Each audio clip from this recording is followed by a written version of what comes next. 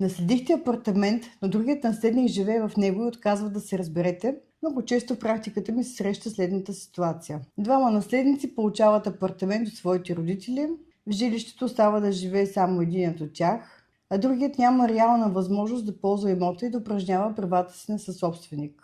В подобна ситуация има 3 разумни варианта за доброволно уреждане на отношенията. Първият вариант е наследникът, който живее в апартамента, да изплати стойността на дела на другия наследник. Вторият вариант е другият наследник, който не живее в апартамента, да изкупи неговия дял, а този, който живее в апартамента, да освободи имота.